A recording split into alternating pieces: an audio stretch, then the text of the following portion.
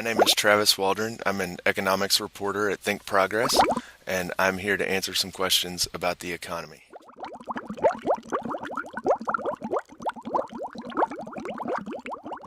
It's not great. It's improving from where it was when President Obama took office and shortly thereafter. I think if you look at just the overall trends, the 30 straight months of private sector job creation is good. The public sector trends are still not very good, but they're getting better. We're losing fewer public sector jobs each month. That's an area that really affects young workers because they go into fields like teaching, government work, things like that.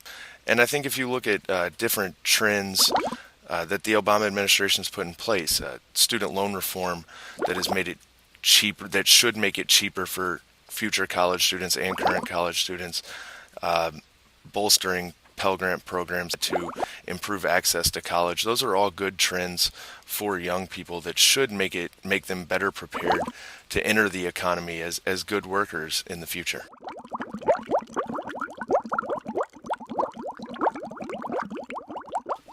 The biggest thing with Mitt Romney's plan is that it goes back to an economic idea that we have ample proof doesn't work. We're looking at these policies of cutting taxes. He has his tax plan that gives 20% tax cuts across the board is skewed towards the wealthy.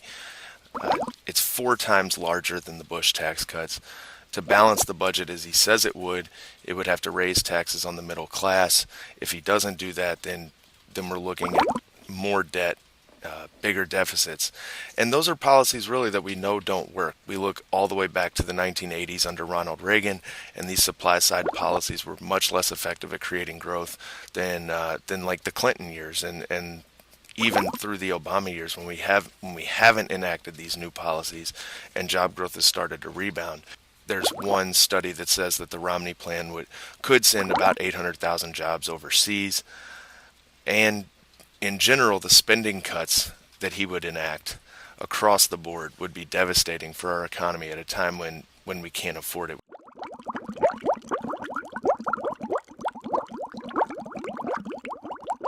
Oh, it's definitely still worth it to go to college. College dropouts earn about $1 million less over their working lives than college graduates.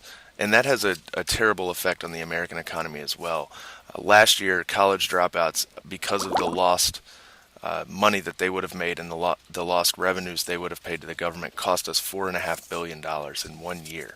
We know through looking just at the facts that the number one way to advance into the middle class is through higher education, particularly for low-income students, for minority students. Under the Ryan plan, 1 million students just through their cuts from Pell Grants would lose those grants. It would totally diminish their ability to go to school. Their interest rate changes would also hit. Many of those students would have to start paying interest on their loans immediately instead of having to wait through college. We're talking $1,500 a year for students who are on Pell Grants right now who would lose those benefits. Then you look at the reforms that were contained in Obamacare, the healthcare reform that took big banks out of the government student loan process, reduced a lot of costs, put roughly $100 billion in spending back into the government and into the economy through different effects from it. Repealing that law, as Ryan and Romney would do, would totally redefine the way it's done back to the way it was and put the banks back in this process. It would cost students more money. It would cost the government more money. Then you look at other things that Ryan and Romney have said. I mean, in Wisconsin, Paul Ryan told one student that if he couldn't afford college, to just get another job. Mitt Romney has told students that they should only get the amount of education they could afford. And again, that goes back to the fact that the easiest way to get out of low-income brackets into the middle class is through higher education, and their plans just don't provide the same level of access to that.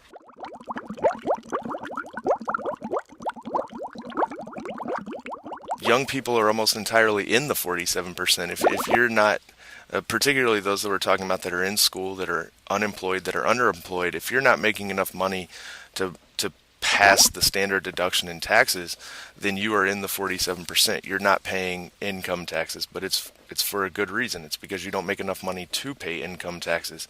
A lot of students are in that 47% because they get things like Pell Grants. So this idea that, you know, he's never going to convince 47% to take personal responsibility for themselves, it couldn't be more wrong.